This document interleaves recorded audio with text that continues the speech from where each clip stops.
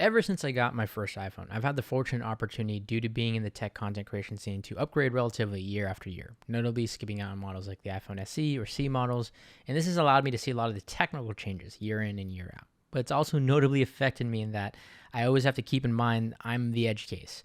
Incremental upgrades aren't as much appreciated when you're going from, well, generation to generation. It's why I was conflicted in this very review, in that, in all honesty, the iPhone 14 Pro Max upgrade I got coming off of last year's 13 Pro Max is something I plain and honestly didn't need. And it's ultimately why I feel it's an upgrade most don't need, but we'll get anyway. My name's Adrian for Digital Dojos, and today we're going to be taking a look and reviewing Apple's iPhone 14 Pro Max. See, in 2011, Apple would release the new Pro line of devices, which offered the best of the best hardware, cutting-edge features, and more in touting what they would say is their top-of-the-line device. And I've gone Pro ever since, last year upgrading from the 12 Pro Max to that of the 13 Pro Max, in which you saw upgrades like a better camera, better screen tech, better battery life, all while maintaining that same design and feel. In last year's review, I touted the 13 Pro Max as more, but more of the same, which necessarily isn't a bad thing depending on where you're upgrading from. Thus, leading me to 2022, where we're looking at Apple's iPhone 14. Now, while I'll be referencing the iPhone 14 lineup holistically, keep in mind I will specifically be taking a look and referencing or using as my reference point the iPhone 14 Pro Max, as that's what I've been spending my time with since launch. And in that, Apple's iPhone 14 Pro Max has been a refinement, and what I argue is peak iPhone 11 design, which we got back in 2019. A package of speed, reliability, an example of hardware truly refined. But again, the key word is refined there. The 14 Pro Max to me has felt more 13 Pro Max S than anything. And while I feel it's a complete iPhone in and of itself, I feel it's also one that most can and probably should skip. All right, to dissect my hot take there, we need to take a look at what's actually new in that of Apple's iPhone 14. Starting with the lineup in and of itself. You now have 4 iPhones you can choose from. The baseline iPhone 14, this is the standard model. The iPhone 14 Plus, which again is the standard specs with a bigger screen option. And then you have the iPhone 14 Pro and Pro Max. So essentially, in essence, you no longer have to choose between Pro or non-Pro to get a bigger screen. You have options either way. Really, you're just choosing which screen size do you want, and do you want the Pro model or non-Pro model? And again, sacrificing the features that go either way. The Pro line, however, as it has been in recent years, is simply where you will go to get the best of the best. If you want the best possible camera, you go Pro. You want the best possible screen, you go Pro. You want the best battery life. Typically, you've gone Pro, but this year at launch, it's kind of a toss-up. The Plus or Max will generally get you the most battery life in this case. Essentially, the bigger screen will get you the better battery life, and in essence, bigger is, well, better in this scenario. Now, the actual iPhone 14 Pro features that you will notice are actually different. And I don't want to skim on the actual like Apple crash detection and satellite stuff that they talk a lot about in the release of the iPhone 14. Those are new features. However, while they're great additions and quality of life upgrades for emergency services, I don't necessarily think they're features anybody will necessarily upgrade for, but they are great to have. What you will notice in the iPhone 14 Pro or Pro Max is the upgraded screen. The upgraded screen now has 2x brightness coming off the 13 Pro, essentially doubling the nits. A lot of people are claiming this is much more noticeable in that of direct sunlight. I'll be honest, in my experience with it and me carrying around both phones for the last 2+ weeks, it's not something that's terribly like that much different to me at max brightness. It is brighter in scenarios, and I can definitely tell, but it's nothing that's like crazy. But again, nice to have. On the screen, however, you also got a couple other features that are notably new. One is the lack or lack thereof of a notch in what they're calling dynamic island, and this is probably the most significant noticeable feature at a glance. Think of this as hardware meets software. The piece of the phone that typically houses your notch where the front-facing camera is now doubles as a notification area and takes advantage of that previously unused space, getting us a slight step closer to getting rid of the notch as a whole. In this case, it's Apple saying while we couldn't completely eliminate it, we can make it more interactive and make it feel as it's a part of your phone and a feature rather than a hindrance. You can quickly see alerts for media playing in the background from Spotify. You can reference timers. If you're mapping a location and you're walking, you can interact with other apps while you get turn-by-turn directions at this little location, turn left, turn right, at the top in your dynamic island. And I'm sure as the development scene gets more and more creative, we'll see this being utilized in other aspects and ways. However, at the moment, personally, it feels much more of a novelty feature. And if anything, it is very much a status symbol that just shows that you have the new iPhone 14 Pro or Pro Max. This is a feature that reminds me a lot of 3D Touch in iPhone's past, where it's cool in its execution. And when you have it, it's fun to mess with, but eventually you kind of forget about it. And my bigger concern is it simply becomes a gimmick of a feature down the road, or eventually, as it will, become obsolete as a whole as technology evolves and Apple figures out how they want to do the kind of all-screen experience. It's also worth noting, due to the pill or dynamic island's location, you're more direct in contact with that front-facing lens. You're going to be tapping up top a lot, and in some cases, you're going to create smudges on your screen where your front-facing camera is, and that's just one inherent thing I noticed as a byproduct, so get your cleaning cloths ready. Speaking of the screen, it also now features by default the always on option, which you can turn off. This is Apple's approach to an always on display, wherein if your phone is on and you put it to sleep, it essentially fades out the background, lowers the brightness, dims it, and so that you can only see the clock and widgets as active. So your phone is quite literally always on in the sense that you can refer to it like an alarm clock or see notifications at a glance without turning off the screen entirely. Now, this isn't new technology by any means. This has been out for years and years. A lot of different phones have done this. This is just Apple's direct approach to it, which in all honesty, I'm not a fan of. And a lot of people have touted as it's just weird on how they approached it. It looks more as if Apple just dims the screen entirely than kind of turning off a lot of those pixels on the OLED display. They chose to keep the active wallpaper colors and stuff active. So one, it means it's going to definitely and has been using more battery life.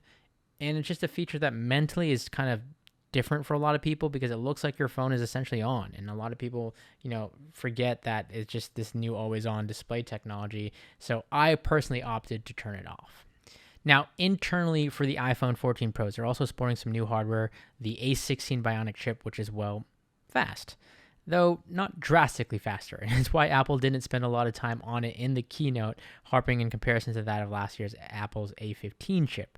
Because, yes, on benchmarks and nitty-gritty, it's better, but it's not night and day better. We're not talking, 5x, 10x performance like they usually like to harp on.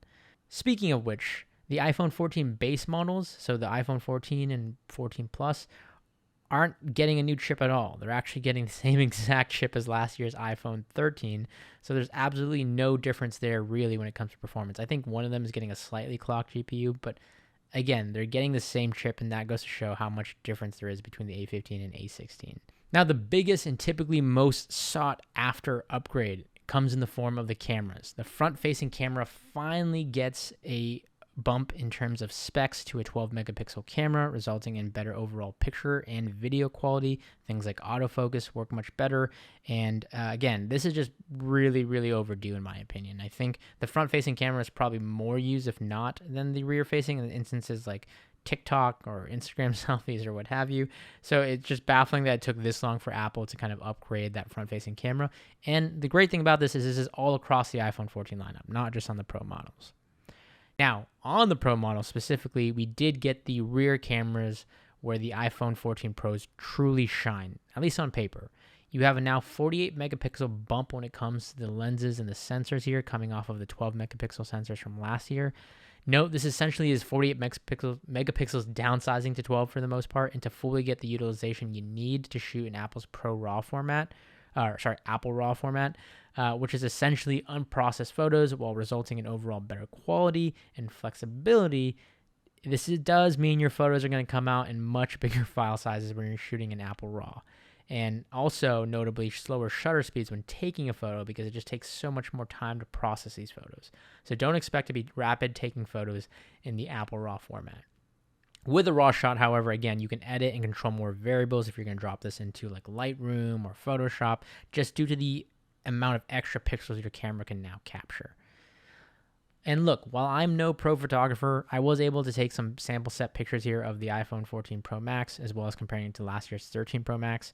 And if I say what we in the industry call the very professional term that is pixel peeping, Yes, I can see some differences side by side, but at a glance, it's not as significant as the number from 12 to 48 may make it out to be. There's more sharpness and detail in the 48 megapixel qualities. Yes, it does better in certain circumstances with the ultra wide lenses, with the new 2x kind of digital crop. Certain low light scenarios is definitely improved due to the better sensors and quality. You're getting great photos all around and marginal upgrades in certain areas, but side by side for somebody like me, I really have to look for them versus just jaw dropping, instantly noticeable. And this is a sample of what cinematic mode is on the iPhone 14 with the new upgraded camera. You can see I'm in focus, and if I wanted to, I can tap the background, and well, now that's in focus. And switching back to me, quick and easy. Again, this was available on the iPhone 13 Pro Max. Obviously, the improved camera, front-facing and rear, is gonna, adjust for better quality and sharper images and all that. But again, just a kind of quick look at the feature and how responsive it is on the iPhone 14 Pro.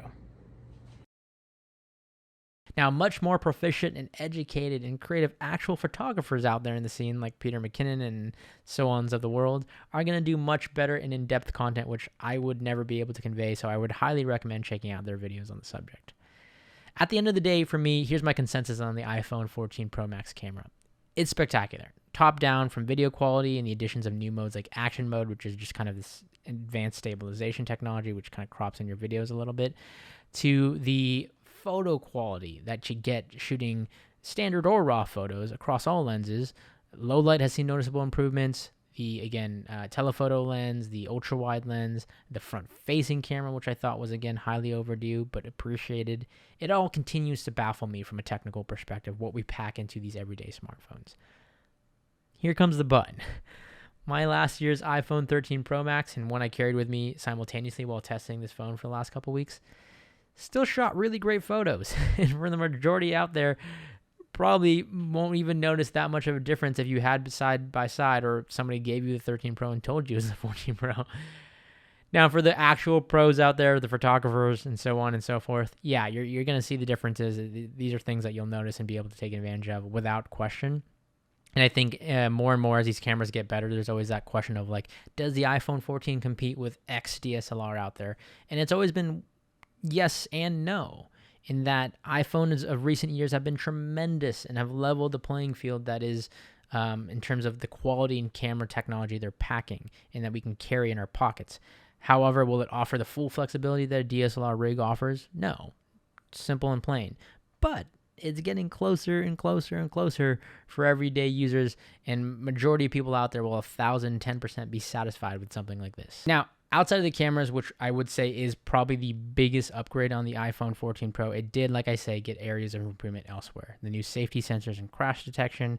It got the new eSIM technology, which some people were kind of iffy about. My experience with Seamless upgrade, essentially you no longer have a physical SIM card slot. It just electronically transfers your data over, like your phone number and whatnot, from your carrier. However, it's a bit of a bummer for people who switch phones constantly for testing, or somebody like myself when you travel overseas and you want to get a new SIM card to use on your phone. This is going to become more of a hassle now with eSIM for the time being. Battery life improvements, and I say this in quotations. This isn't necessarily a new feature in that it wasn't highly touted that this is going to be X amount better. There are marginal improvements here where it's supposed to be better on paper, but due to technology like the always-on display and just general performance, it wasn't actually my results. I saw it to be, if not on par with the 13 Pro Max, in most cases, slightly worse. With that in mind, who is this phone for? I think the Pro line generally has often been for, again, the prosumers or the photographers and the people who use this for their living and rely on it, and thus the higher budget that they're willing to spend on these phones. But despite what tech reviewers, and myself included, allude to year after year, the average consumer isn't upgrading at that rate. And it's often easier just to compare, and all pun intended, apples to apples, comparing it to last year's model, even though that's not where everybody's coming off of. But if you would indulge me for a second, in this case, coming off the 13 Pro Max, since that's what I was on previously, there are definitely differences where users may feel or experience them. Small details from overall performance to the always-on display, brighter screen, to the more in-your-face changes like the dynamic island or the improved camera quality. But while those are noticeable coming off the 13 Pro to 14 Pro in some cases, they aren't in any means game changers or reason enough to justify spending $1,000+ on the newest model. And while this review is focused on the Pro, I want to double down here and say that if you're on the iPhone 13 base model and trying to get an iPhone 14 model, do not upgrade. Do not upgrade it. It's not worth it in my opinion. The updates there are very, very marginal. The camera is slightly improved. The screen is slightly improved. It's the same processor. It's the same form factor, same design. You're not getting enough to justify a base model upgrade from the 13 to the 14 in my opinion.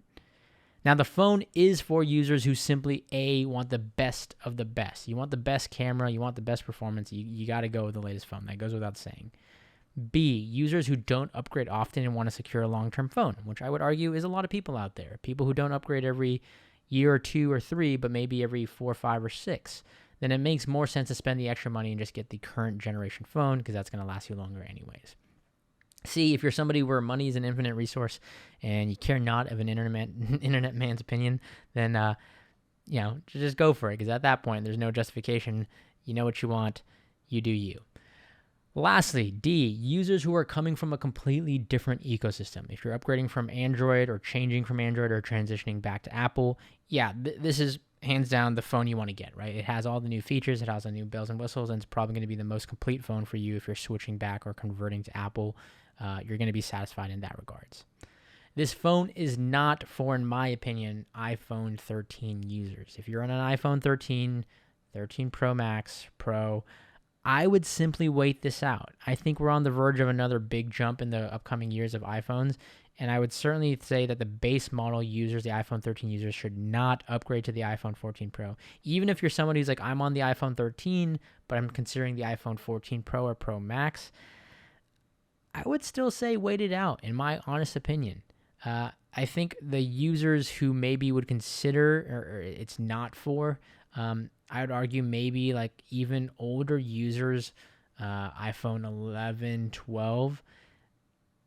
While yes, it would be an upgrade, I would say take advantage of the cheaper market that's going to be the iPhone 13 because this is still a really great phone, and I think really old users who don't want to spend too much on an iPhone right now and still want an upgrade and significant changes to their camera or overall performance, consider getting one of these in the secondhand market or directly off of Apple. They're still selling it, and they're selling it for cheaper, and it's going to be a really good deal.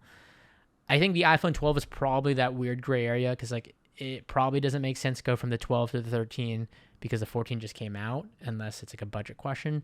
But at the end of the day, it's always going to come down to your budget, the phone you're coming off of. Do you have an upgrade path where you can more easier upgrade, so on and so forth. I'd also argue this iPhone 14 is not even for that of the enthusiasts, the people who just buy like myself the iPhone year after year, like I mentioned earlier, because even if you're on the 13 Pro Max and looking to update, there isn't enough here, in my opinion, to, again, just make the enthusiast truly care. I'd trade better battery life for, slightly less brighter display or or what have you. I'd trade the dynamic island for like USB-C and just better charging tech. A lot of what makes this feel new lies in the software in iOS 16, which the iPhone 13 Pro Max also got, and a lot of older iPhones also got. And you may say, again, Adrian, I'm on iPhone insert model here. And like I said, consider the iPhone 13. In a lot of cases, it's cheaper. It's relatively the same on specs. And even if you go iPhone 13 Pro, you're going to get a lot of features that you would have got on the 14 anyway, sans dynamic island and whatnot. But again, I promise you the camera on the 13 is still magnificent. Your TikToks will scroll just as fast. Your selfies will look just as good. And it'll be a huge upgrade for most, all while maintaining the same design, look, and feel of the iPhone 14. Ultimately, I wish we would have seen further pushes from Apple, things like USB-C, higher refresh rates, faster charging tech, maybe 8K video. But at the end of the day, I understand Apple has always taken the approach of better versus first. So this isn't per se for the pros in that traditional sense. But I think the term pro is shifting, especially in that Apple iPhone department, where, like I said earlier, as time develops, I think more and more people who care about camera quality, battery life, and those features, it's going to become more commonplace. And I'd argue eventually we may see a standardization where Apple goes to 1 or 2 iPhone models in the years to come. versus having all these different ones. While diversity is great and it opens up the world to more markets and different phones out there, I'd argue the hardware is going to continue to get better only marginally, and we're going to see more changes in the software that actually, change the end user experience.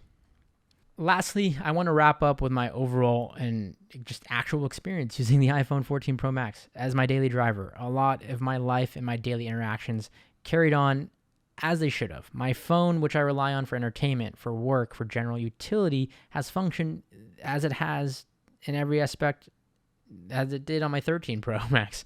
I had some random bugs I attribute more to iOS 16 than I do the iPhone 14 in itself, but nonetheless, that's worth noting. You see, in my life, in proportion to how I use these quote-unquote pro devices has definitely changed in relation to my habits and routines. Because nowadays, for example, I'm not usually that far or separate from a charging source. I'm either at home, in the studio, at our company's actual office. And while I still subscribe to the soul-sucking habit that is social media, I do it much less than a younger me did. I am almost, if not always, in front of a device that's more suitable and better for tasks like watching movies or videos and so on, where my battery life isn't as affected as much and doesn't tend to take a hit from common everyday tasks because I'm, using this less on a daily basis. And that goes to show in my kind of just daily checks. I carried my iPhone 14 Pro Max and filmed the kind of day in the life, so to speak. And battery life with always on display turned on, by the way, just to kind of get the full effect here, was noticeably, just more buggier. I had instances where it would jump from 95% to 90% in the matter of a minute and then jump back up. And then all of a sudden it would just do weird glitches. And again, I'm hopefully attributing this more to iOS 16, but in general with the always on display, I did notice 10 to 15% battery life that I could have preserved if I just didn't have it on as a whole. I think this is a feature that I'm personally going to keep off until Apple refines this more, and I hope to see that in future iOS versions to come. But for now, it's more of a hindrance, if anything, to me that's not worth turning on at the cost of that extra battery life. Again, while it's not drastic, my iPhone 14 Pro Max certainly lasted me the whole day. You can see here at the end of the day, I still clearly had 60 to 70% battery life, which is insane. Again, it just didn't feel as great of an experience as it did when I upgraded to my iPhone 13 Pro Max. The battery life definitely felt more hindered here. But to put my tech reviewer hat back on, the overall experience of my 14 Pro all in all was the same for the most part as it was for my 13 Pro. I've never felt that it did one thing drastically better than the previous model, and this time around, like I just said, in terms of battery life, it felt short in comparison. The camera reliably and consistently offered me amazing videos and photos in my life daily, without question. It still baffles me, like I said, the amount of technology we pack in here. And getting into the nitty-gritty, the improved lenses from the 0.5 lens to the telephoto lens, the new 2x kind of digital crop, provided me more detailed shots, more versatile shots, more flexible shots, and better quality in specific scenarios. But that being said, it's not a lot of stuff that I felt my 13 Pro Max wasn't nearly capable of, if not, slightly better at, or slightly worse at, I should say. I still had similar issues that I had on my 13 Pro Max. The macro mode camera always sometimes going into effect when I didn't want to, and I know you can now manually toggle that. Same thing I had on my iPhone 14 Pro Max, unfortunately. Dynamic Island, while well executed and constructed, in my opinion, isn't changing the way I interact with iOS in any revolutionary way. I'd rather see Apple prolong the notch design and then simply figure out a way to rid it entirely in future generations rather than putting a stopgap feature, regardless of how cool it is. My experience was great in that everything functioned, like I said, the way that it should have. And the iPhone 14 Pro, in all aspects, is still a great phone if I'm looking at it objectively as a standalone device. I'd be stupid to ignore that. It's a refinement in all areas that matter, whether or not a user notices them. However, looking at this from the Apple lens of where they're going in the trajectory of this, I was hoping this year around to get more new rather than more of the same. And there's nothing wrong with refinement. I understand for companies like Apple especially, it's easier to improve the wheel than reinvent it. Do I think that this upgrade is something that everyone needs to make? No. I'd argue, again, a lot don't need this and could get by with a 13 series device, for example. But do I think it's a bad phone in the release of itself? Not at all. Not on the contrary. Again, it's a great device. Apple knows who they are. They know their market. It's by no means a terrible phone, just a phone I think a lot of people can skip as an upgrade. That all said, I do, as I said, think about earlier how this marks the shift of what we look at as pro devices and in becoming more and more suitable for the masses to kind of take average consumers and justify this hefty price tag. While it's easy to market it to pro creators, prosumers, and enthusiasts, more and more I see Apple reverting to a simplified model where maybe in 5, 6, 7+ years, we kind of have this phone that kind of just does it all. And that's Apple's big hit yet again. But until then, we have this. So with that, if you enjoyed this review and it helped you in any capacity in your decision to buy or not buy or run the entirely different direction, hit that like button and consider subscribing for future content. And as always, ladies and gentlemen, thanks for watching.